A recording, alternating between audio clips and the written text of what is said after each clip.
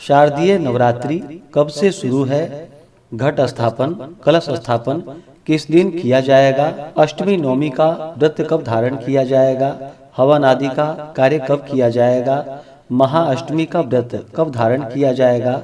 और विजयदशमी कब है? तो जानेंगे इन सबों के बारे में। आप सभी भक्तों को शारदीय नवरात्रि की ढेर सारी शुभकामनाएं। आप सभी के जीवन में माता जगदम्बा की कृपा से आप सभी को सभी प्रकार के सुख और समृद्धि की प्राप्ति हो। नवरात्रि का व्रत वर्ष में 4 बार मनाया जाता है, 2 गुप्त नवरात्रि के रूप में और 2 प्राकट्य नवरात्रि के रूप में। इस बार आश्विन मास शुक्ल पक्ष में नवरात्रि का व्रत, जो कि 3 अक्टूबर से लेकर के 12 अक्टूबर को व्रत का समापन होगा। नवरात्रि के व्रत में विशेष प्रकार से माता दुर्गा के 9 दिनों तक 9 स्वरूपों का पूजन किया जाता है। प्रथमम शैलपुत्री च, द्वितीयम ब्रह्मचारिणी, तृतीयम चंद्रघंटेति, कुष्मांडेति, चतुर्थकम पंचमम स्कंदमातेति, षष्ठम कात्यायनीति च, सप्तमम कालरात्रीति, महागौरीति चाष्टमम, नवमम सिद्धिदात्री च, नवदुर्गा प्रकृतिताः। इन 9 दिनों में, जो कि इन सभी 9 देवियों का पूरे विधि विधान के साथ पूजन किया जाता है। नवरात्रि के पहले दिन, जो कि घट स्थापन करके माता का पूरे विधि विधान के साथ पूजन करना चाहिए, और इसी क्रम में प्रत्येक 9 दिनों में प्रत्येक देवियों का पूजन करना चाहिए। इस दौरान दुर्गा सप्तशती का पाठ या श्रवण करना चाहिए, दुर्गा चालीसा का पाठ या श्रवण करना चाहिए, माता दुर्गा के स्तोत्र आदि का पाठ या श्रवण करना चाहिए।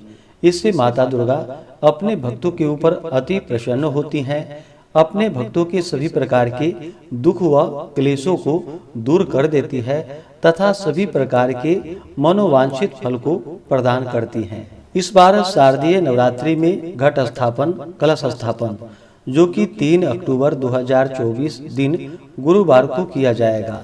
नवरात्रि में घट स्थापन, जो कि शुक्ल पक्ष प्रतिपदा तिथि के दिन की जाती है, तो प्रतिपदा तिथि प्रारंभ समय 2 अक्टूबर 2024 दिन बुधवार रात्रि 12:21 और प्रतिपदा तिथि की जो समाप्ति है वह 3 अक्टूबर 2024 दिन गुरुवार को रात्रि 2:59 पे प्रतिपदा तिथि की समाप्ति है।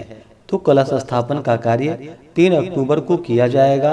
घट स्थापना का शुभ मुहूर्त, जो कि सुबह में शुभ नामक चौघड़िया मुहूर्त के अनुसार जो समय है वह समय सुबह 5:51 से सुबह 7:20 तक है।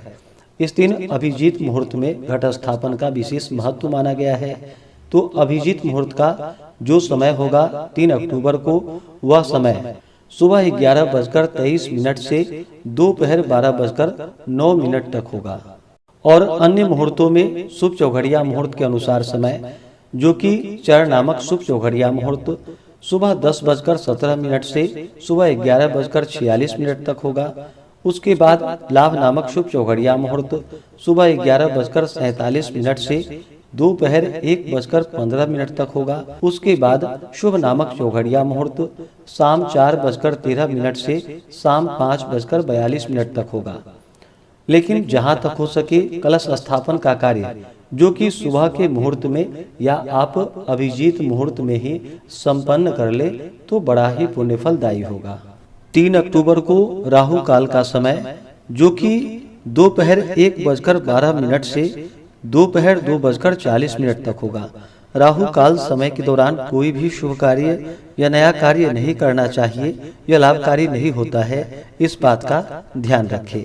तो 3 अक्टूबर को घट स्थापन करके पहले दिन, जो कि माता शैलपुत्री का पूजन किया जाएगा। दूसरे दिन 4 अक्टूबर को ब्रह्मचारिणी माता का पूजन किया जाएगा। तीसरे दिन 5 अक्टूबर को माता चंद्रघंटा का पूजन किया जाएगा।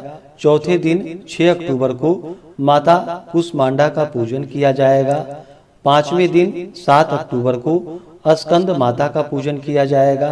छठे दिन 8 अक्टूबर को कात्यायनी माता का पूजन किया जाएगा तथा बिल्वाभिमंत्रणम, इस दिन बिल्व निमंत्रण का कार्य किया जाएगा। 7वें दिन 9 अक्टूबर को कालरात्रि माता का पूजन किया जाएगा तथा पत्रिका प्रवेश, सरस्वती आवाहन आदि का कार्य किया जाएगा। 10 अक्टूबर 8वें दिन जो कि महागौरी माता का इस दिन पूजन किया जाएगा, क्योंकि रात्रि में निशिदा व्यापिनी पूजा की जाती है। 11 अक्टूबर को 9वें दिन सिद्धिदात्री माता का पूजन किया जाएगा। और जो भी भक्तजन दुर्गा अष्टमी का व्रत धारण करने वाले हैं वो सभी 11 अक्टूबर को दुर्गा अष्टमी का व्रत धारण करेंगे। सनातन पंचांग के अनुसार और ऑनलाइन पंचांग के अनुसार जो कि 11 अक्टूबर को दुर्गा अष्टमी का व्रत धारण किया जाएगा तथा सिद्धिदात्री माता का पूजन किया जाएगा और हवन आदि का कार्य जो कि 12 अक्टूबर को किया जाएगा। वहीं पे वाराणसी ऋषिकेश पंचांग के अनुसार 11 अक्टूबर को दुर्गा अष्टमी का व्रत किया जाएगा और इसी दिन हवन आदि का कार्य भी किया जाएगा, क्योंकि वाराणसी पंचांग के अनुसार अष्टमी तिथि की जो समाप्ति है वह 11 अक्टूबर को सुबह 6:55 पे अष्टमी तिथि की समाप्ति है। उसके बाद फिर नवमी तिथि शुरू है, तो नवमी तिथि में हवन आदि का कार्य किया जाता है, तो 11 अक्टूबर को ही हवन आदि का कार्य किया जाएगा। और सनातन पंचांग के अनुसार 11 अक्टूबर को दोपहर 12:08 तक अष्टमी तिथि है, तो इस कारण से इस दिन अष्टमी का व्रत धारण किया जाएगा।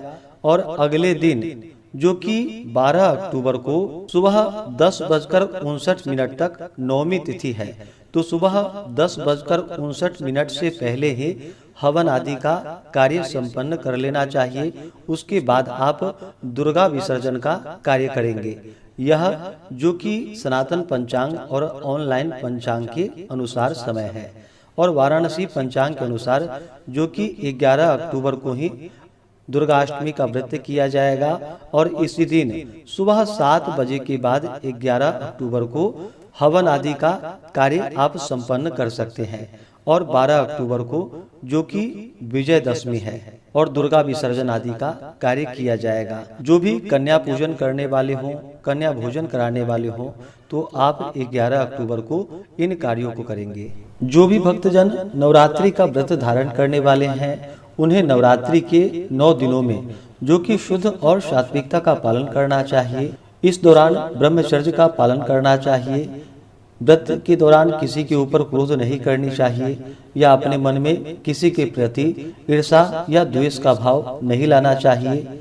किसी का अपमान नहीं करना चाहिए। माता के चरणों में अपना मन लगाना चाहिए। व्रती को जो कि आप चाहें तो 9 दिनों तक फलाहार ग्रहण करके व्रत को धारण कर सकते हैं, या आप चाहें तो एक समय सेंधा नमक का प्रयोग करके भी व्रत को धारण कर सकते हैं। दिन में फलाहार ग्रहण कर सकते हैं और रात्रि को एक समय जो कि सेंधा नमक का प्रयोग कर सकते हैं। जिस भी प्रकार से आपका सामर्थ्य हो, शक्ति हो, श्रद्धा हो, उसके अनुसार आप व्रत को धारण करके व्रत को कर सकते हैं।